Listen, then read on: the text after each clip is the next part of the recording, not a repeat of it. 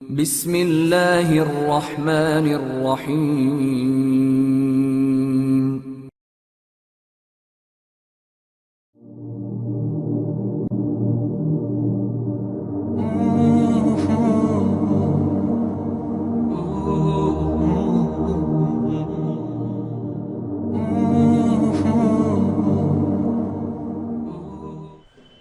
ان الحمد للہ نحمده ونستعینه ونستغفره ونعوذ باللہ من شرور انفسنا ومن سیئات اعمالنا من يهده الله فلا مضل له ومن يضلله فلا هادي له واشهد ان لا اله الا الله وحده لا شريك له واشهد ان محمدا عبده ورسوله اما بعد فان خير الحديث كتاب الله وخير الهدي هدي محمد صلى الله عليه وسلم وشر الأمور محدثاتها وكل محدثة بدعة وكل بدعة ضلالة وكل ضلالة في النار۔ اعوذ باللہ من الشیطان الرجیم، بسم اللہ الرحمن الرحیم۔ قل ان کنتم تحبون اللہ فاتبعونی یحببکم اللہ ویغفر لکم ذنوبکم واللہ غفور رحیم۔ وقال وما آتاکم الرسول فخذوه وما نهاکم عنہ فانتہوا۔ وقال وأنزلنا إليك الذكر لتبين للناس ما نزل إليهم ولعلهم يتفكرون۔ وقال لقد كان لكم في رسول الله أسوة حسنة۔ بسم الله الرحمن الرحيم۔ رب اشرح لي صدري ويسر لي أمري واحلل عقدة من لساني يفقهوا قولي۔ میرے دینی بھائیوں، آج میری تقریر کا عنوان ہے حدیث کی اہمیت۔ حدیث کی اہمیت کے متعلق اگر بیان کیا جائے تو اس کے لیے بہت زیادہ وقت چاہیے، کیونکہ حدیث کی اہمیت کے متعلق قرآن کی بے شمار آیات ہیں اور بے شمار احادیث ہیں جن سے ہم حدیث کی اہمیت کو ثابت کر سکتے ہیں، جن سے حدیث کی اہمیت واضح ہو سکتی ہے۔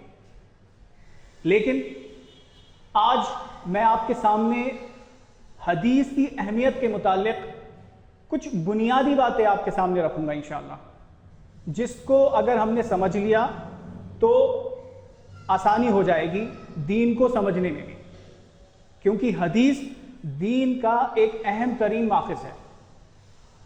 ریسورسز اگر ہم کہیں دین کو سمجھنے کے لیے دو ہی ہیں، ایک قرآن اور دوسرا اللہ کے رسول صلی اللہ علیہ وسلم کی تعلیمات، یعنی جو احادیث کی شکل میں ہمارے پاس موجود ہیں۔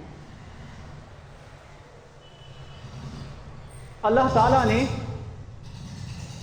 سارے جہان کو پیدا کیا ہے، اللہ تعالیٰ نے ساری مخلوقات کو پیدا کیا ہے۔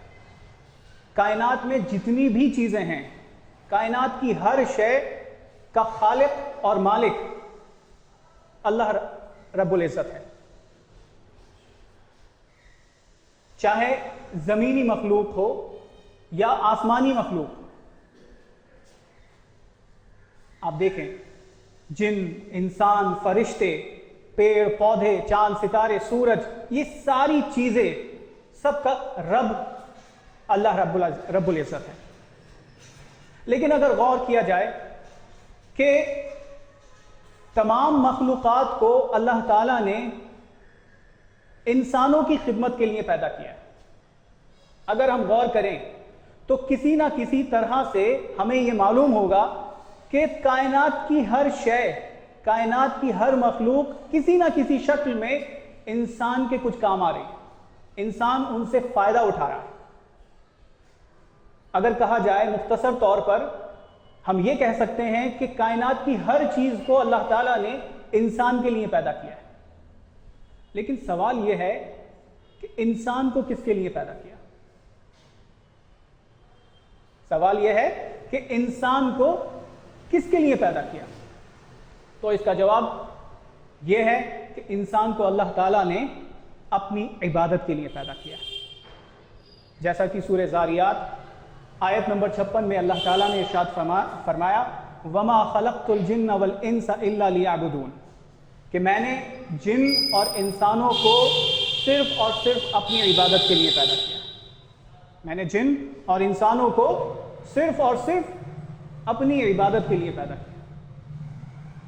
لیکن کیا یہ حیرانی کی بات نہیں ہے کہ اللہ تعالیٰ نے انسانوں کو اپنی عبادت کے لیے پیدا کیا ہے، اور انسان ابھی تک عبادت سے ہی، عبادت کہتے کس کو ہیں انسانوں کو نہیں پتا ہے. اکثریت انسانوں کی اگر دیکھیں آس پاس کے ماحول کو تو انسانوں نے کیا کیا انوینشنز کر دیے ہیں، کیا کیا کھوج نکالا ہے، لیکن ابدیت کی حقیقت اکثر انسان نہیں سمجھ پائے.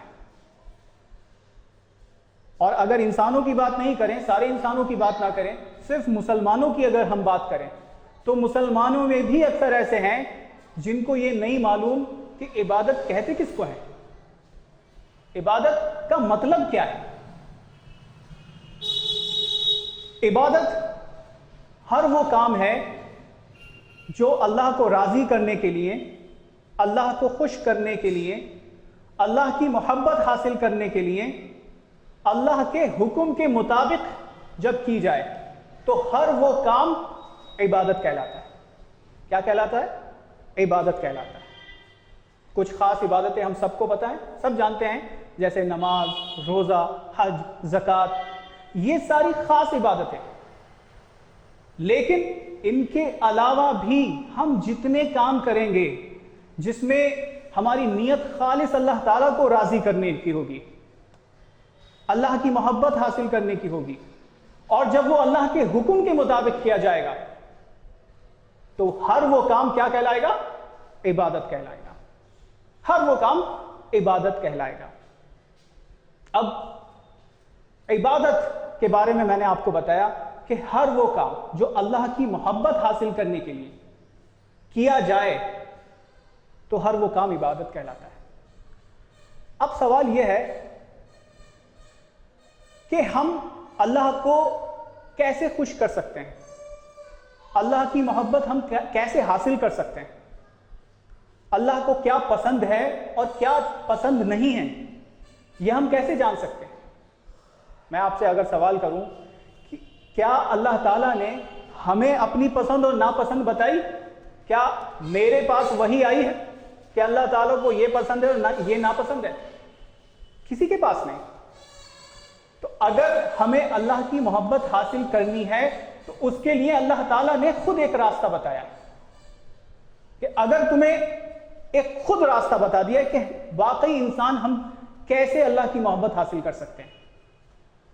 ابھی میں نے ایک آیت تلاوت کی سورہ آل عمران آیت نمبر 31 میں، سورہ نمبر 3 آیت نمبر 31 میں اللہ تعالیٰ نے ارشاد فرمایا قل ان کنتم تحبون اللہ فاتبعونی یحببکم اللہ ویغفر لکم ذنوبکم واللہ غفور الرحیم. اس میں اللہ کی محبت حاصل کرنے کا ایک طریقہ بتایا جا رہا ہے، ذریعہ بتایا جا رہا ہے کہ ہم انسان اللہ کی محبت کیسے حاصل کر سکتے ہیں. اللہ تعالیٰ نے فرمایا، اللہ تعالیٰ اللہ کے رسول صلی اللہ علیہ وسلم کی زبان مبارک سے یہ اعلان کروا رہا ہے قل، آپ کہہ دیجئے، آپ لوگوں کو بتائیے، آپ لوگوں میں اعلان کر دیجئے کیا؟ کہ اگر تم اللہ سے محبت کرتے ہو، اگر تمہارا دعویٰ یہ ہے کہ تم اللہ سے محبت کرتے ہو تو تم اس دعوے میں تب سچے ہوگے جب تمہاری زندگی میں میری اتباع ہوگی. اسی لیے آگے کیا فرمایا؟ فاتبعونی ان کنتم تحبون اللہ فاتبعونی. اگر تم اللہ سے محبت کرتے ہو، اگر تمہارا دعویٰ یہ ہے کہ میں اللہ سے بہت محبت کرتا ہوں، تو اس دعوے کی دلیل تمہیں دینی ہوگی، اور دعوے کی دلیل کیا ہے؟ فاتبعونی، میری اتباع کرنی ہوگی. یہ اللہ تعالیٰ اللہ کے رسول صلی اللہ علیہ وسلم کی زبان مبارک سے یہ اعلان کروا رہا ہے کہ اگر تم لوگ چاہتے ہو، اگر تم اللہ سے محبت کرتے ہو تو میری اتباع کرو. اچھا، اس کا پھر رزلٹ کیا ملے گا؟ یحببکم اللہ. اگر تم نے میری اتباع کر لی تو پھر کیا ہوگا؟ جو تمہارا مقصد حیات ہے. مقصد حیات کیا ہے؟ اللہ تعالیٰ کی عبادت. اللہ تعالیٰ کی عبادت کرتے کیوں ہیں ہم؟ تاکہ اللہ ہم سے راضی ہو جائے، اللہ کی محبت ہمیں حاصل ہو جائے. اللہ کی عبادت کا مقصد ہی یہی ہے. اگر تم نے میری اتباع صحیح معنی میں کر لی تو کیا ہوگا؟ یحببکم اللہ، اللہ تم سے محبت کرے گا۔ کتنی واضح آیت۔ آج لوگ پریشان ہیں کہ اللہ تعالیٰ ہماری نہیں سنتا ہے، ہم بہت گناہ گار ہیں، بہت سیاہکار ہیں، بہت خطا کار ہیں، اللہ نہیں سنتا، یہ سن لیتے ہیں۔ پتہ نہیں کیا کیا سیڑھیاں بنا لی لوگوں نے اللہ کی محبت حاصل کرنے کے لیے، اللہ تک پہنچنے کے لیے۔ لیکن یہاں اللہ تعالیٰ اس آیت میں خود بتا رہا ہے کہ تم مجھ تک اگر پہنچنا چاہتے ہو، میری محبت اگر چاہیے تو میرے نبی کی اتباع کر لو۔ یہاں گارنٹی اللہ تعالیٰ دے رہا ہے، جو نبی کی اتباع کرے گا اسے میری محبت حاصل ہوگی۔ اب شروع میں نے آپ کو بتایا کہ ہماری زندگی کا مقصد کیا ہے؟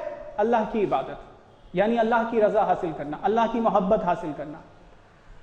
اب میں کچھ آپ سے سوال کروں گا کہ اللہ کی محبت حاصل کرنا ہمارا زندگی کا مقصد ہے، اور اللہ کی محبت حاصل کرنے کے لیے خود اللہ تعالیٰ نے ایک شرط لگا دی، کیا؟ اتباع رسول کی۔ اتباع رسول کی ایک شرط لگائی، اگر تم نے نبی کی اتباع کی یحببکم اللہ، اللہ تم سے محبت کرے گا۔ اور پھر کیا ہوگا؟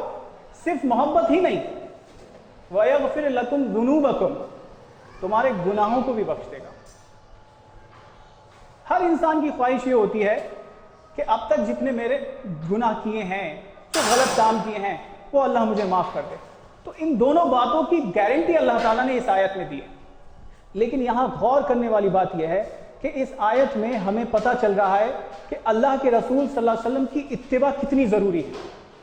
اگر واقعی ہم چاہتے ہیں تو اللہ کے رسول صلی اللہ علیہ وسلم کی اتباع بہت ضروری ہے۔ لیکن غور کرنے والی بات یہ ہے کہ جو مقصد ہمیں اللہ کے رسول صلی اللہ علیہ وسلم کی اتباع کے بغیر حاصل نہیں ہو سکتا ہے، تو کیا اللہ کے رسول صلی اللہ علیہ وسلم کی اتباع آپ کی تعلیمات کے بغیر حاصل ہو سکتی ہے؟ غور کریں، یہ بہت ہی اہم آیت ہے قرآن کی۔ اللہ کے رسول صلی اللہ علیہ وسلم کی اتباع کے بغیر ہمیں جو ہماری حیات کا مقصد ہے، مقصد حیات جس کو ہم کہیں، عبادت، اللہ کی محبت حاصل کرنا، وہ حاصل نہیں ہو سکتا۔ تو کیا آپ کی تعلیمات کے بغیر آپ کی اتباع کی جا سکتی ہے؟ ممکن ہے؟ آپ کی تعلیمات کے بغیر، آپ کی احادیث کے بغیر، آپ کی زندگی کے بغیر آپ کی اتباع کرنا ممکن نہیں ہے۔ تو اب یہ سوال پیدا ہوتا ہے کہ جو اللہ کے رسول صلی اللہ علیہ وسلم کی اتباع کا جو حکم ملا، جو اس آیت میں کہا گیا ہے فَاتَّبِعُونِی، میری اتباع کرو، کیا یہ حکم صرف صحابہ کرام کے لیے تھا؟ آپ بتائیں، یا پوری امت کے لیے؟ پوری امت کے لیے۔ کیوں پوری امت کے لیے؟ کیوں ہے؟ کیونکہ پوری امت کے لیے ہی وہ مقصد ہمیں بتایا گیا ہے۔ صرف صحابہ اکرام کا ہی مقصد اللہ کی محبت حاصل کرنا نہیں تھا، بلکہ تمام انسانوں کا، قیامت تک کے انسانوں کا یہی مقصد ہے زندگی کا۔ تو اب کتنی واضح آیت ہے، کتنی صاف آیت ہے یہ، کہ جس سے ہم اس ایک آیت کے ذریعے حدیث کی اہمیت کا اندازہ ہم لگا سکتے ہیں۔ لیکن اب کہنے والا کوئی یہ کہہ سکتا ہے کہ اللہ کے رسول صلی اللہ علیہ وسلم نے اپنی پوری زندگی قرآن کے مطابق گزاری، اور قرآن پر عمل کرنا ہی رسول کریم صلی اللہ علیہ وسلم کی اتباع ہے۔ قرآن ہمارے لیے کافی ہے۔ کوئی یہ کہہ سکتا ہے کیوں؟ کیونکہ خود اللہ کے رسول صلی اللہ علیہ وسلم نے قرآن کے مطابق زندگی گزاری۔ کیونکہ جب حضرت عائشہ رضی اللہ عنہا سے جب سوال کیا گیا پیارے نبی صلی اللہ علیہ وسلم کے اخلاق کے بارے میں، تو عائشہ رضی اللہ عنہ نے بھی یہی فرمایا کہ کیا تم نے قرآن نہیں پڑھا؟ تو کہنے والے یہ کہہ سکتے ہیں کہ نہیں، قرآن پر عمل کرنا رسول کریم صلی اللہ علیہ وسلم کی اتباع ہے، تو قرآن ہمارے لیے کافی ہے۔ اور اس طرح کی باتیں بہت سارے لوگ کرتے ہیں۔ تو اس کا کیا سولیوشن کیا ہے؟ اس کا جواب کیا ہے؟ اس سے پہلے کہ میں آپ کو جواب بتاؤں، میں آپ سے ایک سوال کروں. وہ سوال یہ ہے کہ کیا قرآن میں سب کچھ ہے؟ آپ بتائیں، کیا قرآن میں سب کچھ ہے؟ اگر ہم یہ کہیں کہ قرآن میں سب کچھ ہے تو کیا یہ جواب صحیح ہوگا؟ اور اگر ہم یہ کہیں کہ قرآن میں سب کچھ نہیں ہے تو کیا یہ جواب صحیح ہوگا؟ اس کا اصل جواب کیا ہے؟ صحیح جواب کیا ہے؟ تو اس کا صحیح جواب یہ ہے کہ قرآن میں اجمالاً سب کچھ ہے، تفصیلاً سب کچھ نہیں ہے. یہ اپنے ذہن میں بٹھا لیں بات، یہ اچھی طرح سے یاد رکھیں اس بات کو. ہو سکتا ہے کہ آپ کے سامنے یہ سوال آئے کہ قرآن میں تو سب کچھ ہے، ہر چیز بیان کر دی گئی، ہمیں حدیث کی ضرورت نہیں ہے. تو اس کا جواب کیا ہے؟ اس کا جواب یہ ہے کہ قرآن میں سب کچھ ہے لیکن شارٹ میں سب کچھ، بریف، اجمالاً سب کچھ ہے، اس کی ڈیٹیل تفصیلاً سب کچھ نہیں ہے. اس کی کچھ مثالیں میں آپ کو بتاؤں تاکہ بات کو سمجھنے میں آسانی ہو جائے. اس کی مثالیں ہم یہ دے سکتے ہیں کہ جیسے اللہ تعالیٰ نے سورہ بقرہ آیت نمبر 238 میں فرمایا فَإِذَا أَمِنْتُمْ فَاذْكُرُوا اللَّهَ كَمَا عَلَّمَكُمْ مَا لَمْ تَكُونُوا تَعْلَمُونَ، کہ جب تم امن کی حالت میں آ جاؤ. یہاں نماز کے متعلق بات چل رہی ہے. جب تم امن کی حالت میں آ جاؤ تو اللہ کو اس طرح یاد کرو جیسے کہ اس نے تمہیں سکھایا. یہاں اللہ تعالیٰ ایک حکم دے رہا ہے کہ اللہ کو اس طرح یاد کرو، نماز اس طرح پڑھو جس طرح تمہیں سکھائی گئی. اب بتائیں کہ کیا اللہ تعالیٰ کے اس حکم کو ماننا ہمارے لیے ضروری ہے یا نہیں؟ اس پر عمل کرنا ہمارے لیے فرض ہے، لیکن اس عمل کی تعمیل کے لیے اگر ہم پورا قرآن پڑھ ڈالیں، کیونکہ اللہ تعالیٰ نے حکم کیا دیا ہے کہ اس طرح یاد کرو جیسے کہ تمہیں سکھایا. اب آپ اگر سورہ فاتحہ سے لے کر سورہ ناس تک پورا قرآن پڑھ ڈالیں گے تو وہ سکھایا ہوا طریقہ آپ کو قرآن میں ملے گا؟ وہ سکھایا ہوا طریقہ آپ کو قرآن میں نہیں ملے گا. اور ہمارے لیے اب یہ ضروری ہو گیا ہے کہ ہم اس سکھائے ہوئے طریقے کو جانیں، کیونکہ اللہ تعالیٰ نے حکم دیا ہے کہ تم اس طرح یاد کرو جیسے کہ تمہیں سکھایا. اس حکم پر عمل کرنے کے لیے ضروری ہے کہ ہم حدیث کی طرف رجوع کریں. وہ سکھایا ہوا طریقہ قرآن میں نہیں ہے، وہ کہاں ہے؟ وہ کہاں ملے گا ہمیں؟ وہ حدیث میں ملے گا. تو حدیث کی طرف رجوع کرنے کا حکم اگر ہم کہیں خود اللہ تعالیٰ دے رہا ہے. اگر ہم یہ کہیں کہ قرآن میں تفصیلاً بھی سب کچھ ہے تو آپ بتائیں قرآن کے اس حکم پر عمل ہم کیسے کریں؟ اور اس پر عمل کرنا ہمارے لیے ضروری ہے کیونکہ اللہ تعالیٰ نے حکم دیا ہے. بات آ رہی ہے سمجھ میں؟ تو وہ سکھایا ہوا طریقہ ہمیں حدیث میں ملے گا. اسی طرح سے ایک اور آیت ہے، ایک اور مثال ہم دے سکتے ہیں، جیسے کہ اللہ تعالیٰ نے فرمایا یا ایھا الذین آمنوا ارکعوا واسجدوا، کہ اے ایمان لانے والو رکوع کرو اور سجدے کرو. یہ عبادات کی اقسام ہیں، رکوع، سجدے، سجود، یہ عبادات کی قسمیں ہیں. اب اللہ تعالیٰ نے اتنا بتا دیا، شارٹ میں بتا دیا رکوع کرو، لیکن رکوع کیسے کریں؟ رکوع کا مطلب ہوتا ہے جھکنا. کدھر جھکیں؟ آگے پیچھے، کیسے جھکیں؟ اس کی تفصیل ہمیں کہاں ملے گی؟ قرآن میں یا حدیث میں؟ ہمیں حدیث میں ملے گی. تو اگر ہم یہ کہیں کہ قرآن میں اجمالاً سب کچھ ہے، تفصیلاً سب کچھ نہیں ہے، تو اس بات سے ہم حدیث کی اہمیت کا اندازہ لگا سکتے ہیں کہ حدیث بھی ہمارے لیے کتنی ضروری ہے. لیکن ابھی میں نے آپ کے سامنے یہ صرف مثالیں رکھی ہیں. اب یہ ذرا غور سے سنیں. ابھی میں نے آپ کے سامنے کیا؟ صرف مثالیں رکھی ہیں، اور مثالیں بات کو ثابت کرنے کے لیے نہیں ہوتی، یہ بھی اچھی طرح سے یاد رکھیں. مثالیں بات کو ثابت کرنے کے لیے نہیں ہوتی، مثالیں ثابت شدہ کو سمجھانے کے لیے ہوتی. یہ اچھی طرح سے اپنے ذہن میں رکھیں. آج کل بہت سارے لوگ صرف مثالوں سے سب کچھ ثابت کرنا چاہتے ہیں، اور یہ دیکھا جاتا ہے مثالوں سے ثابت کرتے ہوتے ہیں لوگ، لیکن مثالوں سے بات ثابت نہیں ہوتی ہے، صرف سمجھائی جاتی ہے. تو تو ابھی میں نے آپ کو مثالیں دی، اس اصول کی دلیل کہاں ہے؟ جو میں نے آپ کے سامنے ابھی اصول رکھا ہے کہ قرآن میں اجمالاً سب کچھ ہے، تفصیلاً سب کچھ نہیں ہے، یہ میں نے کہاں سے دیا، کہاں سے لایا ہے؟ اس اصول کی دلیل کیا ہے؟ مثالوں سے ثابت نہیں ہوگا، مثالوں سے کام نہیں چلے گا صرف، تو ہمارے پاس اس کی دلیل بھی ہونی چاہیے۔ تو اس اصول کی دلیل صحیح البخاری جب آپ پڑھیں گے، حدیث نمبر 5939 آپ پڑھیں، حضرت عبداللہ ابن مسعود رضی اللہ عنہ ایسی عورتوں پر لعنت بھیج رہے تھے جو اپنے بال اکڑواتی تھی، یعنی کہ اللہ کی تخلیق میں کچھ تبدیلی کرتی تھی۔ تو ایسی عورتوں پر عبداللہ ابن مسعود رضی اللہ عنہ لعنت بھیج رہے تھے اور کہہ رہے تھے کہ میں کیوں نہ ان عورتوں پر لعنت بھیجوں جن پر لعنت کتاب اللہ میں بھی موجود ہے۔ یہ الفاظ ہیں، آپ صحیح البخاری حدیث نمبر 5939 دیکھیں۔ عبداللہ ابن مسعود رضی اللہ عنہ فرما رہے ہیں کہ میں کیوں نہ ان عورتوں پر لعنت بھیجوں جن پر لعنت اللہ کی کتاب میں موجود ہے۔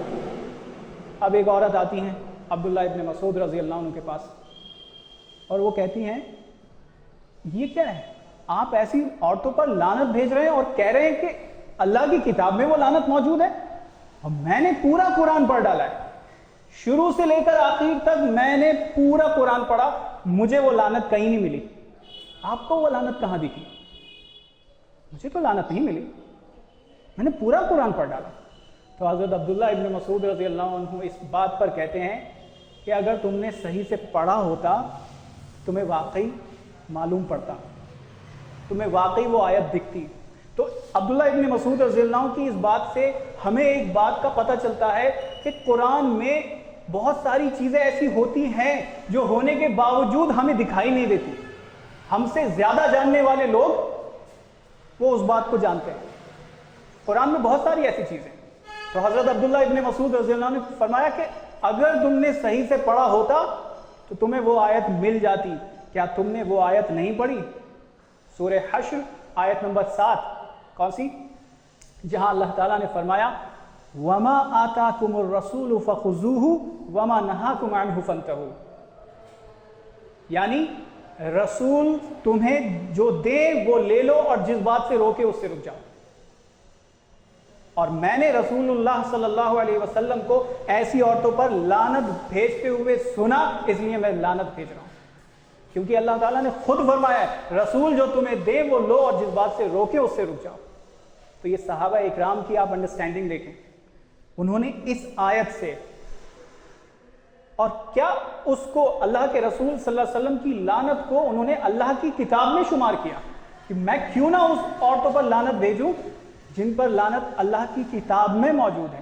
تو اللہ کی کتاب میں ایک اصول ہے، وہ کیا اصول؟ جو ابھی میں نے آپ کو بتایا، وَمَا آتَاكُمُ الرَّسُولُ فَخُذُوهُ وَمَا نَهَاكُمْ عَنْهُ فَانْتَهُوا، رسول جو تمہیں دے وہ لو اور جس بات سے روکے اس سے رک جاؤ۔ یعنی اللہ کی کتاب میں بہت ساری چیزیں تمہیں اجمالاً ملیں گی، شارٹ میں ملیں گی، اس کی تفصیل کہاں سے لو؟ اللہ کے رسول صلی اللہ علیہ وسلم سے۔ تو اس اصول کی دلیل بھی ہمیں اس آیت سے مل گئی۔ یہ آیت بہت ہی زیادہ امپورٹنٹ ہے، حدیث کی اہمیت پہ جان۔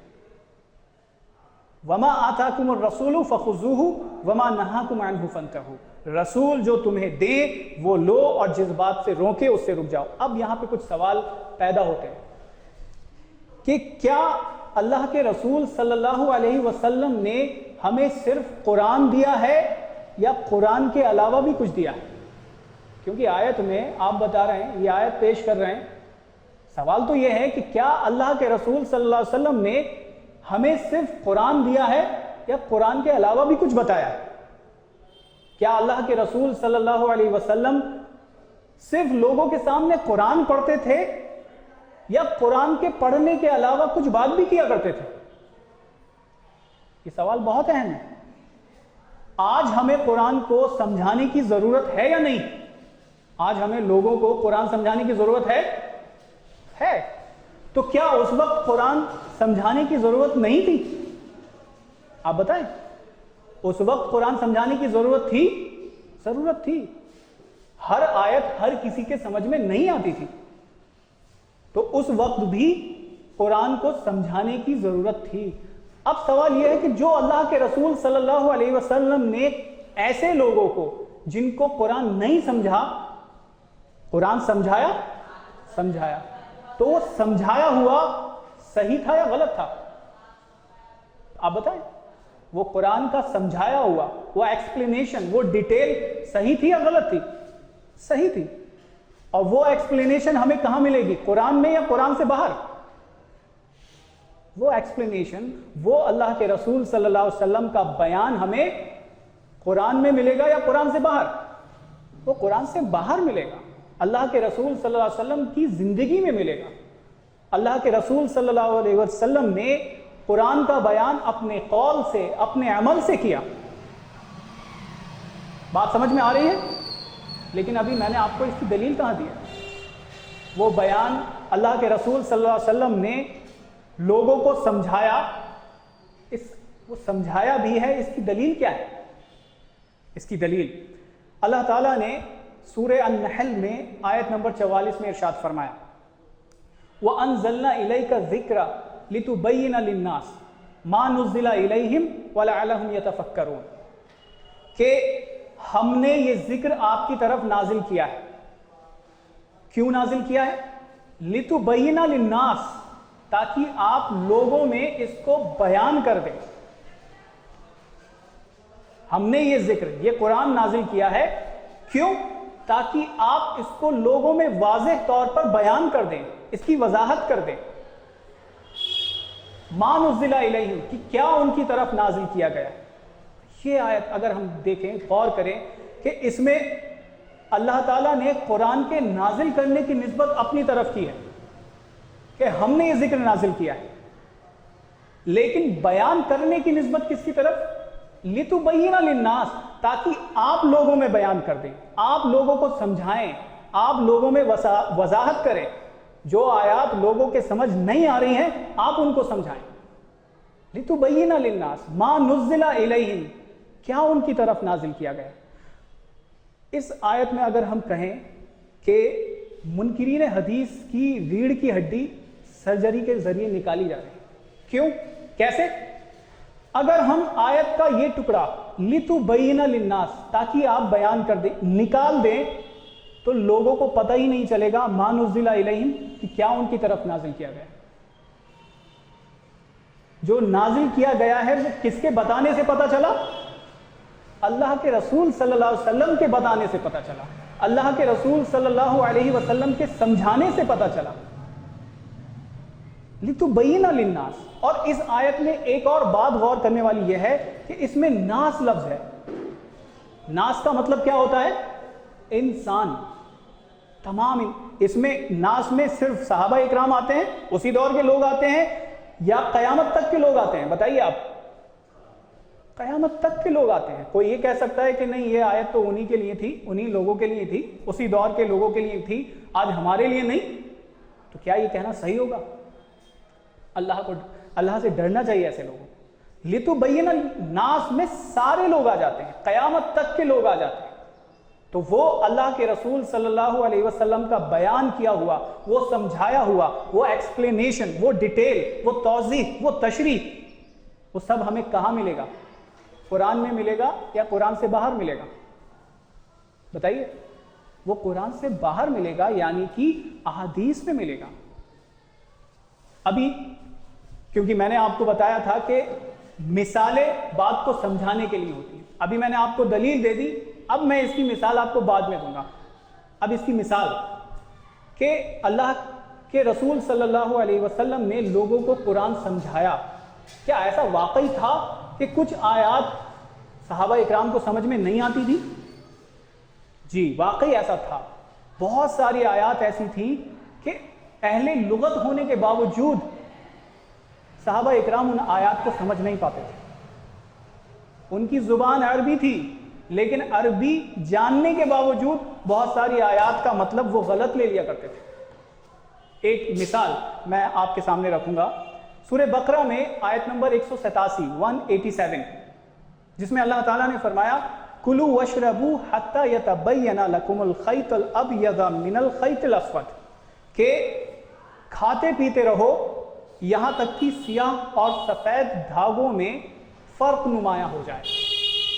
یہ آیت نازل ہوئی. اب اس آیت کو سن کر ایک صحابی حضرت عدی بن حاتم رضی اللہ عنہ انہوں نے کیا کیا، اس میں کیا دھاگوں کا ذکر ہے، اس آیت میں دھاگوں کا ذکر ہے. کھاتے پیتے رہو، یہاں سحری کا وہ چل رہا ہے، مسئلے مسائل چل رہے ہیں، کھاتے پیتے رہو یہاں تک کہ سیاہ اور سفید دھاگوں میں فرق نمایاں ہو جائے. تو اب اس ایک آیت کو پڑھ کر ایک صحابی نے کیا کیا، 2 دھاگے سیاہ اور سفید دھاگے اپنے تکیے کے نیچے رکھ لیے اور پھر سحری کے وقت ان دھاگوں کو دیکھتے رہے. جب تک دونوں میں فرق نمایاں نہیں لگا، ان کو الگ الگ دکھائی نہیں دینے لگے، تو تب تک وہ کھاتے رہے. جب ان کا یہ عمل اللہ کے رسول صلی اللہ علیہ وسلم کو پتہ چلا تو اللہ کے رسول صلی اللہ علیہ وسلم نے مسکرا کر کہا کہ تمہارا تکیہ تو بہت بڑا ہے، اس میں دن اور رات دونوں سما گئے. تو پھر اللہ کے رسول صلی اللہ علیہ وسلم نے اس کی وضاحت کرتے ہوئے بتایا کہ یہاں پہ دھاگے مراد نہیں ہیں، سیاہ کالے اور سفید دھاگے مراد نہیں، یہاں پہ رات کی تاریکی اور صبح کی روشنی مراد ہے. آپ دیکھیں، غور کریں اس آیت پہ. صحابہ اکرام اہل لغت ہونے کے باوجود آیت کو نہیں سمجھ پائے، غلط طرح سے عمل کر رہے تھے. لیکن جب اللہ کے رسول صلی اللہ علیہ وسلم نے اس کی وضاحت کر دی کہ نہیں، یہاں دھاگے مراد نہیں ہیں، یہاں پہ کیا مراد ہے، رات کی تاریکی، رات کا اندھیرا اور صبح کی روشنی مراد. تو یہ مراد، یہ وضاحت اللہ کے رسول صلی اللہ علیہ وسلم نے کی. اس طرح کی بے شمار ہم مثالیں دے سکتے ہیں کہ اللہ کے رسول صلی اللہ علیہ وسلم نے قرآن کی بے شمار آیات کو سمجھایا. لوگوں کے سمجھ میں نہیں آتی تھی، اللہ کے رسول صلی اللہ علیہ وسلم سمجھاتے تھے، تب سمجھ میں آتی تھی. تو یہ جو آیت ہے یہ بہت اہم آیت ہے، سورہ النحل آیت نمبر 44، جس میں اللہ تعالیٰ نے فرمایا وَأَنزَلْنَا إِلَيْكَ الذِّكْرَ لِتُبَيِّنَ لِلنَّاسِ مَا نُزِّلَ إِلَيْهِمْ وَلَعَلَّهُمْ يَتَفَكَّرُونَ، کہ ہم نے یہ ذکر آپ کی طرف نازل کیا ہے تاکہ آپ لوگوں میں اس کی وضاحت کر دیں، بیان کر دیں.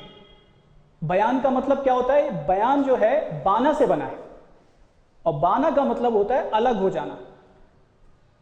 جیسا کہ ہم جانتے ہیں کہ وہ طلاق جس میں میاں بیوی الگ ہو جاتے ہیں، اس طلاق کو کیا کہتے ہیں؟ طلاق بائن. اس طلاق کو کیا کہا جاتا ہے؟ طلاق بائن کہا جاتا ہے، جس میں میاں بیوی الگ ہو جاتے ہیں. تو کنفیوژن اور یقین کو الگ کر دینے والی چیز کیا ہے؟ قرآن کا بیان. اور وہ قرآن کا بیان کس نے کیا؟ اللہ کے رسول صلی اللہ علیہ وسلم نے. اسی طرح اللہ کے رسول صلی اللہ علیہ وسلم کے سمجھائے ہوئے میں بہت ساری چیزیں آ جاتی، جیسے قیامت کی تفصیل، قیامت کی نشانیوں کے بارے میں اللہ کے رسول صلی اللہ علیہ وسلم نے بتایا. اسی طرح جنت جہنم کے بارے میں اللہ کے رسول صلی اللہ علیہ وسلم نے بتایا. اسی طرح سے پچھلے واقعات کی تفصیل، بنی اسرائیل میں ایسا ایسا تھا، پچھلے واقعات کی تفصیل ہمیں بتایا. قرآن کی آیتوں کی تفسیر ہمیں بتایا. یہ ساری قرآن کے بیان میں ساری چیزیں آتی ہیں، تو جو ہمارے لیے حجت ہے. اب سوال یہاں ایک اور پیدا ہو سکتا ہے کہ جو اللہ کے رسول صلی اللہ علیہ وسلم نے سمجھایا لوگوں کو، کیا وہ اپنے پاس سے سمجھایا یا وہ بھی اللہ تعالیٰ کی طرف سے نازل ہوتا تھا؟ یہ بہت اہم سوال ہے. جو اللہ کے رسول صلی اللہ علیہ وسلم نے قرآن کی آیتوں کی تشریح کی، توضیح کی، وضاحت کی، سمجھایا، وہ سمجھایا ہوا وہ اپنی طرف سے تھا یا وہ بھی اللہ کے رسول صلی اللہ علیہ وسلم کو وحی کیا گیا تھا؟ یہ بہت اہم سوال ہے. تو اس کا جواب یہ ہے کہ جو اللہ کے رسول صلی اللہ علیہ وسلم نے لوگوں کو سمجھایا، چاہے قول سے ہو یا عمل سے ہو، جو بھی قرآن کا بیان کیا وہ سب وحی کی روشنی میں تھا. اپنی نفس سے کچھ نہیں، اپنی خواہش سے کچھ نہیں. اپنی خواہش سے اللہ کے رسول صلی اللہ علیہ وسلم نہ کچھ کہتے نہ کرتے. دینی اعتبار سے جو اللہ کے رسول صلی اللہ علیہ وسلم نے کیا، جو کہا، سب وحی کی روشنی میں تھا. اللہ کے رسول صلی اللہ علیہ وسلم کے بارے میں اللہ تعالیٰ نے یہ اعلان کیا ہے سورہ نجم آیت نمبر 3، جس میں اللہ تعالیٰ نے فرمایا وَمَا يَنْطِقُ عَنِ الْهَوَىٰ إِنْ هُوَ إِلَّا وَحْيٌ يُوحَىٰ، کہ یہ اپنی خواہش سے کچھ نہیں کہتے، یہ تو وہی ہے جو ان پر اتاری جاتی ہے۔ تو جو اللہ کے رسول صلی اللہ علیہ وسلم نے دینی اعتبار سے جو کیا، جو کہا، سب کس کی روشنی میں؟ وحی کی روشنی میں۔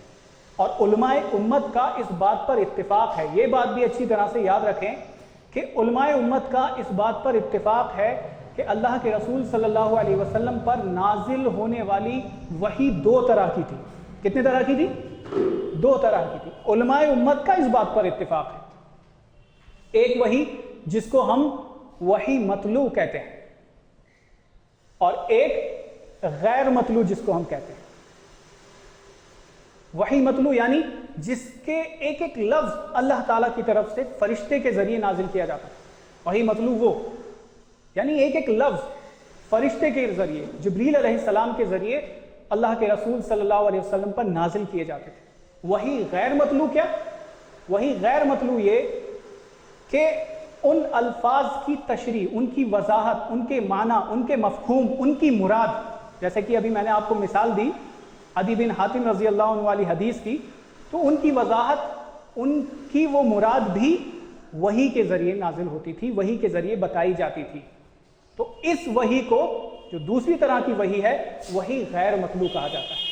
اور اسی وحی غیر مطلوع کے ذریعے اللہ کے رسول صلی اللہ علیہ وسلم کو تمام چیزیں بتائی گئیں، جیسے کہ میں نے آپ کو بتایا کہ چاہے قرآن کی آیتوں کی تفسیر ہو، چاہے جنت جہنم کی تفصیل ہو، چاہے قیامت کی نشانیوں کے بارے میں بتایا، یہ سارا وحی کی روشنی میں تھا، جس کو ماننا اور جس پر عمل کرنا ہمارے لیے ضروری ہے۔ ان دونوں میں سے، چاہے وحی مطلوع ہو یا غیر مطلوع ہو، ان دونوں میں سے کسی ایک کا انکار ہمیں جہنم میں لے کے جا سکتا ہے، سکتا ہی نہیں، جائے گا۔ اگر ہم ان دونوں میں سے، یعنی قرآن اور احادیث میں سے، یہ بہت اہم بات ہے، ان دونوں میں سے کسی ایک کا انکار ہمیں جہنم میں لے کے جائے گا۔ کیسے؟ اللہ تعالیٰ نے فرمایا سورہ مومن، یہ آیت آپ یاد رکھیں، سورہ مومن آیت نمبر 70 میں اللہ تعالیٰ نے ارشاد فرمایا الذین کذبوا بالکتاب وبما ارسلنا به رسلنا فسوف یعلمون، جنہوں نے اللہ کی کتاب کو جھٹلایا۔ کس کو جھٹلایا؟ جنہوں نے اللہ کی کتاب کو جھٹلایا، اور کس چیز کو؟ وَبِمَا أَرْسَلْنَا بِهِ رُسُولَنَا، اور اس چیزوں کو، اور ان چیزوں کو جن کے ساتھ ہم نے اپنے رسولوں کو بھیجا۔ دو چیزوں کا ذکر ہے، جنہوں نے اللہ کی کتاب کو جھٹلایا، اور ان تعلیمات کو اور ان چیزوں کو جن کے ساتھ ہم نے رسولوں کو بھیجا، ان میں سے کسی کو بھی جھٹلایا تو وہ جلدی ہی جان لیں گے۔ کس کے بارے میں؟ جب ان پر طوق پہنائے جائیں گے گردنوں پہ، جب ان کو گھسیٹا جائے گا۔ سورہ مومن آیت نمبر 70 اور 71۔ تو ان دونوں میں سے، چاہے قرآن ہو یا حدیث ہو، ان دونوں میں سے کسی کا انکار کرنا گمراہی ہے اور ہمیں جہنم میں لے کے جا سکتا ہے۔ اب میں نے آپ کے سامنے یہ مین جو 3 آیات رکھی ہیں، سب سے پہلے سورہ آل عمران آیت نمبر 31، قل ان کنتم تحبون اللہ فاتبعونی یحببکم اللہ ویغفر لکم ذنوبکم واللہ غفور الرحیم۔ ان آیات کو آپ یاد رکھیں، اور پھر وما آتاکم الرسول فخذوہ وما نہاکم عنہ فانتہوا، رسول جو تمہیں دے وہ لے لو، اور جس بات سے روکے اس سے رک جاؤ۔ اور صرف اتنا ہی نہیں، وَأَنزَلْنَا إِلَيْكَ الذِّكْرَ لِتُبَيِّنَ لِلنَّاسِ مَا نُزِّلَ إِلَيْهِمْ وَلَعَلَّهُمْ يَتَفَكَّرُونَ، ہم نے یہ ذکر نازل کیا ہے تاکہ آپ لوگوں میں اس کو بیان کر دیں، واضح کر دیں، وضاحت کر دیں کہ کیا ان کی طرف نازل کیا گیا ہے، تاکہ وہ غور و فکر کریں۔ ان آیات سے حدیث کی اہمیت کا ہم اچھی طرح سے اندازہ لگا سکتے ہیں۔ اصل میں یہ بنیادی باتیں لوگوں کو پتہ نہیں ہیں، اور ان باتوں کے پتہ نہ ہونے کی وجہ سے کیا ہوتا ہے کہ ایک عام آدمی بھی جو حدیث کے علم سے واقف نہیں ہوتا ہے، جو فن حدیث کا علم ہے اس سے واقف نہیں ہوتا ہے، اس کے سامنے ایک حدیث آتی ہے اور کہتا ہے یہ حدیث سمجھ نہیں آ رہی، غلط ہے۔ ایسا ہوتا ہے، اسے ان بنیادی باتوں کا، ان آیات کے بارے میں پتہ ہی نہیں۔ اگر وہ بنیادی باتیں جان لے تو حدیث کی اہمیت وہ اچھی طرح سے سمجھ لے۔ لیکن بہت سارے آج ہمارے معاشرے میں، اس شہر میں ہی بہت سارے ایسے لوگ ہیں جو حدیث کو امپورٹنس نہیں دیتے ہیں. کوئی بھی حدیث آتی ہے نظر میں ان کے، اور اگر سمجھ نہیں آتی تو کوئی بھی اس پہ اعتراض جڑ دیتے ہیں اور کہتے ہیں یہ صحیح نہیں ہے، ایسا نہیں ہو سکتا ہے. اس کا علاج کیا ہے؟ ہمیں کرنا کیا چاہیے ایسے میں؟ تو ایک بات اچھی طرح سے یہ جان لیں کہ کسی بھی چیز کا انکار ہم صرف اعتراضات کی بنا پر، شبہات کی بنا پر نہیں کر سکتے. کوئی بات ہمارے سمجھ نہیں آ رہی ہے اس کا مطلب یہ نہیں ہے کہ وہ بات غلط ہے. بات سمجھ نہ آنا ایک الگ بات ہے اور بات کا صحیح ہونا ایک الگ بات ہے. بات آ رہی ہے سمجھ میں؟ کوئی بات ہمارے سمجھ نہیں آ رہی اس کا مطلب یہ نہیں کہ وہ بات غلط ہو سکتا ہے، میری عقل میں کمی ہو کچھ. اور حدیث کے متعلق ہمیں یہی سوچنا چاہیے، اگر صحیح احادیث جو ہمارے سمجھ نہیں آ رہی تو ہمیں یہ سوچنا چاہیے کہ ابھی میری عقل وہاں تک پہنچ نہیں پا رہی. اس حدیث میں کوئی کمی نہیں، میری عقل میں شاید کمی. اس کا سولوشن کیا ہے؟ ہمیں کرنا کیا چاہیے؟ جب کوئی حدیث ہمیں سمجھ نہ آئے، کوئی بھی بات ہمیں سمجھ نہیں آئے تو ہمیں کرنا کیا چاہیے؟ اس کا سولوشن کیا ہے؟ اس کا سولوشن ہمیں اللہ تعالیٰ نے خود بتایا ہے. قرآن کیا بتایا ہے؟ سورہ النحل آیت نمبر 43 آپ جب پڑھیں گے تو آپ کو پتہ چلے گا، اس کا سولوشن آپ کو مل جائے گا. اللہ تعالیٰ نے فرمایا فَاسْأَلُوا أَهْلَ الذِّكْرِ إِن كُنتُمْ لَا تَعْلَمُونَ. اگر تمہیں کوئی بات نہیں معلوم، اگر تم نہیں جانتے ہو تو اہل ذکر سے معلوم کر لو، جاننے والوں سے معلوم کر لو. ڈائریکٹ اس کا انکار کر دینے کی تعلیم اللہ تعالیٰ نے ہمیں دی ہے کیا؟ اس آیت میں یہ فرمایا ہے کہ اگر تمہیں کوئی بات نہیں پتہ ہے اس کا انکار کر دو؟ کیا اس آیت میں یہ تعلیم دی ہے کہ اگر تمہیں کوئی بات نہیں پتہ ہے اس کا انکار کر دو؟ ایسی تعلیم اللہ نے اس آیت میں نہیں دی ہے. کیا تعلیم دی ہے؟ اگر تم نہیں جانتے ہو تو جاننے والوں سے پوچھ لو، اہل ذکر سے پوچھ لو. اہل ذکر کون ہے یہ جاننا بھی بہت ضروری ہے. اہل ذکر سے مراد کون ہے؟ ہم اکثر دیکھنے میں آتا ہے کہ ہر کسی کو ایکسپرٹ سمجھ لیتے ہیں ہر فیلڈ میں، اور یہ حقیقت ہے کہ کوئی شخص ہر فیلڈ میں ایکسپرٹ نہیں ہو سکتا ہے. اور اہل ذکر کہتے ہیں ایکسپرٹ کو، جاننے والے کو، جو بات کی گہرائی جانتا ہو، جو بات کی حقیقت جانتا ہو. اور جب حدیث کے معاملے میں کوئی بات سمجھ نہیں آئے گی تو ہم حدیث کے ایکسپرٹ کے پاس جائیں گے، جو حدیث کے بارے میں پوری طرح سے واقف ہو، حدیث کے علم سے واقف ہو. جو حدیث کا علم ہی نہ رکھتا ہو ہم اس کے پاس جائیں تو یہ صحیح نہیں ہوگا. یہ قرآن کی آیت پر عمل نہیں ہوگا. قرآن کی آیت پر عمل تب ہوگا جب ہم اس فیلڈ کے ایکسپرٹ کے پاس جائیں گے. آپ بتائیے، آنکھ میں تکلیف ہوتی ہے تو آپ کون سے ڈاکٹر کے پاس جاتے ہیں؟ ہارٹ اسپیشلسٹ کے پاس جاتے ہیں؟ نہیں نا، ہارٹ اسپیشلسٹ کے پاس نہیں جاتے، آنکھ کے ڈاکٹر کے پاس جاتے ہیں. تو اس کا بھی جیسے ڈاکٹر ایک فیلڈ ہے لیکن اس میں بھی کچھ ایکسپرٹس ہوتے ہیں. آنکھوں کے ایکسپرٹس الگ ہیں، ہارٹس کے الگ ہیں. تو حدیث کی جب بات آئے تو حدیث کے ایکسپرٹ کے پاس جائیں گے جو حدیث کے علم سے پوری طرح واقف ہے. آپ اس سے جا کے پوچھیں کہ یہ حدیث میرے سمجھ نہیں آ رہی ہے، اس میں مجھے بتائیں. کیونکہ کیا ہوتا ہے کہ بہت ساری چیزیں ہوتی ہیں، جیسے موقع اور محل کے اعتبار سے بات کہی جاتی ہے. موقع محل دیکھا جاتا ہے کہ یہ بات کس موقع پر کہی گئی ہے. ساری چیزیں، دو حدیثیں ہمیں اس میں تعارض نظر آتا ہے، کانٹرڈکشن نظر آتا ہے کبھی کبھی، تو اس میں کیا ہوتا ہے، محدثین اکرام اس میں تطبیق دیتے ہیں، وہ بتاتے ہیں اس کی اصلیت کہ یہ بات اس طرح نہیں، یہ بات اس طرح ہے.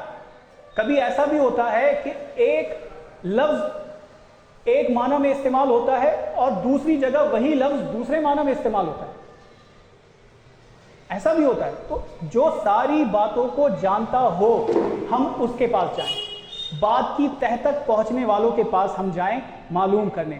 اس کا حکم بھی اللہ تعالیٰ نے اپنے کلام قرآن مجید میں دیا ہے.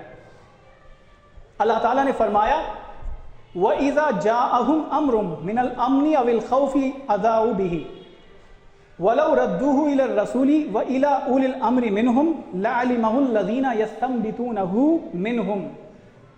اس آیت پہ ذرا غور کریں. کہ اس آیت میں اللہ تعالیٰ نے فرمایا کہ اور جب ان لوگوں کو کوئی خبر پہنچتی ہے امن کی یا خوف کی تو وہ اسے پھیلانا شروع کر دیتے. کوئی بھی خبر پہنچ رہی ہے تو اس کو پھیلانا شروع کر دیتے. لیکن اللہ تعالیٰ یہاں پہ بتا رہا ہے کہ اگر وہ رسول کی طرف یا ان لوگوں کی طرف جو بات کی تہ تک پہنچنے والے ہیں ان لوگوں کی طرف رجوع کرتے تو بات کو سمجھتے. بات کی تہ تک پہنچنے والے اس دور میں بھی تھے اور اللہ تعالیٰ نے ایسے لوگ, پوری تحقیق کرنے والے لوگ ہر دور میں پیدا کیے. حدیث کے متعلق اگر ہم کہیں تو ایسے لوگوں کو محدثین اکرام کہتے ہیں, بات کی تہ تک پہنچنے والے, جنہوں نے صرف متن پر ہی کام نہیں کیا بلکہ راویوں کی زندگی کھنگال کے رکھ دی, راویوں کے سارے حالات ہمارے سامنے رکھ دیے تحریری شکل میں. تو جب بھی کوئی حدیث ہمارے سمجھ میں نہیں آئے تو ہم کیا کریں, ہم بات کی تہ تک پہنچنے والے پوری تحقیق جن کو ہے ان کی طرف رجوع کریں, ان سے معلوم کریں. ٹھیک ہے, یہ بات سمجھ لیں اچھی طرح سے. تو خلاصہ کلام یہ کہ اللہ تعالیٰ نے رسول اللہ صلی اللہ علیہ وسلم کی اتباع ہر مسلمان کے لیے فرض کی ہے اور اللہ کے رسول صلی اللہ علیہ وسلم کی اتباع کے لیے ضروری ہے کہ ہم حدیث کی طرف رجوع کریں. 2, اللہ تعالیٰ نے قرآن میں بہت ساری باتیں اجمالاً کہی ہیں. اللہ تعالیٰ نے بہت ساری باتیں اجمالاً کہی ہیں, شارٹ میں کہی ہیں, لیکن ان کی ڈیٹیل ہمیں کہاں سے لینے کو کہا ہے؟ وَمَا آتَاكُمُ الرَّسُولُ فَخُذُوهُ وَمَا نَهَاكُمْ عَنْهُ فَانْتَهُوا. اس کی ڈیٹیل ہمیں کہاں ملے گی؟ اللہ کے رسول صلی اللہ علیہ وسلم کی زندگی میں, اللہ کے رسول صلی اللہ علیہ وسلم کے قول سے اور ان کے عمل سے. اور سب سے اہم نقطہ حدیث کی اہمیت کا جو جاننا بے حد ضروری ہے, یہ آخری نقطہ میں آپ کے سامنے رکھ رہا ہوں, اس کے بعد میں انشاءاللہ اپنی بات کو ختم کروں گا. سب سے اہم نقطہ, اللہ تعالیٰ نے سورہ احزاب کی آیت نمبر 21 میں ارشاد فرمایا, لَقَدْ كَانَ لَكُمْ فِي رَسُولِ اللَّهِ أُسْوَةٌ حَسَنَةٌ, کہ اللہ کے رسول صلی اللہ علیہ وسلم میں تمہارے لیے ایک بہترین نمونہ موجود ہے. اللہ کے رسول صلی اللہ علیہ وسلم کی زندگی میں ایک بہترین آئیڈیل موجود ہے. اب بتائیے کہ کیا قرآن میں اللہ کے رسول صلی اللہ علیہ وسلم کی زندگی کے حالات موجود ہیں کہ آپ کیسے اٹھتے تھے, کیسے جاگتے تھے, کیسے سوتے تھے, کیسے نماز پڑھتے تھے, کیسے زکوٰۃ دیتے تھے, کیسے ساری تفصیل اللہ کے رسول. اگر مجھے اسوۃ حسنہ کی ڈیٹیل چاہیے, مجھے جاننا ہے کہ اسوۃ حسنہ اللہ تعالیٰ نے کہہ دیا ہے کہ اللہ کے رسول صلی اللہ علیہ وسلم اسوۃ حسنہ ہیں, آئیڈیل ہیں, اس آئیڈیل کو میں کہاں پاؤں, کہاں دیکھوں؟ مائیکل ایچ ہارٹ کا آپ نے نام سنا ہوگا, اس نے اپنی کتاب میں اللہ کے رسول صلی اللہ علیہ وسلم کو نمبر 1 پہ رکھا ہے, موسٹ انفلوئنشل پرسنالٹیز میں نمبر 1 پر رکھا ہے. سوال یہ ہے کہ مائیکل ایچ ہارٹ نے اللہ کے رسول صلی اللہ علیہ وسلم کو نمبر 1 پہ رکھا تو کیا پڑھ کر رکھا؟ صرف قرآن کا مطالعہ کیا ہوگا اس نے, یا اللہ کے رسول صلی اللہ علیہ وسلم کی زندگی کا بھی مطالعہ کیا ہوگا؟ اور اللہ کے رسول صلی اللہ علیہ وسلم کی زندگی کہاں ہے؟ حدیث میں. تو یہ جو آیت ہے لَقَدْ كَانَ لَكُمْ فِي رَسُولِ اللَّهِ أُسْوَةٌ حَسَنَةٌ, کہ اللہ کے رسول صلی اللہ علیہ وسلم کی زندگی میں ایک تمہارے لیے بہترین آئیڈیل موجود ہے. صحابہ اکرام ایسے میں کیا کرتے تھے؟ آپ کے عمل دیکھنے کے لیے قرآن کھولتے تھے یا آپ کو دیکھتے تھے؟ بتائیے کیا کرتے تھے؟ آپ کو دیکھتے تھے. آپ کی اتباع کے لیے وہ آپ کو دیکھتے تھے, آپ کا چلنا, آپ کا اٹھنا, آپ کا بیٹھنا, آپ کا خاموش رہنا, آپ کا مسکرانا, یہ ساری چیزیں صحابہ اکرام نے دیکھی اور پھر اس آیت کا وہ مطلب بھی اچھی طرح سے جانتے تھے کہ یہ جو اسوۃ حسنہ قرار دیا ہے اللہ تعالیٰ نے, یہ صرف ہمارے لیے قرار نہیں دیا ہے, ہمارے پیچھے آنے والی پوری امت کے لیے دیا ہے. تو کیا کیا صحابہ اکرام نے؟ اللہ کے رسول صلی اللہ علیہ وسلم کی زندگی کو پوری طرح سے محفوظ کر دیا, ایک ایک چیز نقل کی, چاہے چھوٹی ہو یا بڑی, ایک ایک چیز نقل کی صحابہ اکرام نے. تو جو نقل کیا صحابہ اکرام نے وہ فضول کیا. آج بہت سارے لوگ کہتے ہیں کہ ایک قرآن کافی تھا نا, ایک کتاب کافی تھی, یہ اتنی ساری ڈیٹیل, اتنی ساری کتابیں, اتنی ساری تفسیریں کیوں لکھی گئی؟ تو جو صحابہ اکرام نے نقل کیا وہ اس کو اچھی طرح سے جانتے تھے, اسوۃ حسنہ کا مطلب جانتے تھے کہ یہ صرف ہمارے لیے نہیں بلکہ تمام انسانیت. کیونکہ اللہ کے رسول صلی اللہ علیہ وسلم رحمت للعالمین، تمام جہان والوں کے لیے رحمت ہے، تو ضروری ہے کہ اسوۃ حسنہ بھی تمام جہان والوں کے لیے ثابت ہوں، اور وہ ثابت ہم کیسے کر سکتے ہیں؟ حدیث مبارکہ سے۔ تو اللہ تعالیٰ سے دعا ہے کہ اللہ تعالیٰ ہمیں دین کا صحیح فہم حاصل کرنے کی توفیق عطا فرمائے، دین کا صحیح طرح سے علم حاصل کرنے کی توفیق عطا فرمائے، اللہ تعالیٰ ہمیں دین کو سمجھنے کی توفیق عطا فرمائے، اللہ تعالیٰ ہمیں قرآن کو سمجھ کر پڑھنے والا بنائے، اللہ تعالیٰ ہمیں قرآن و سنت پر عمل کرنے والا بنائے، اللہ تعالیٰ ہمیں جب تک زندہ رکھے اسلام پر زندہ رکھے، اور جب موت دے تو ایمان پر موت دے۔ آمین وآخر دعوانا ان الحمد للہ رب العالمین۔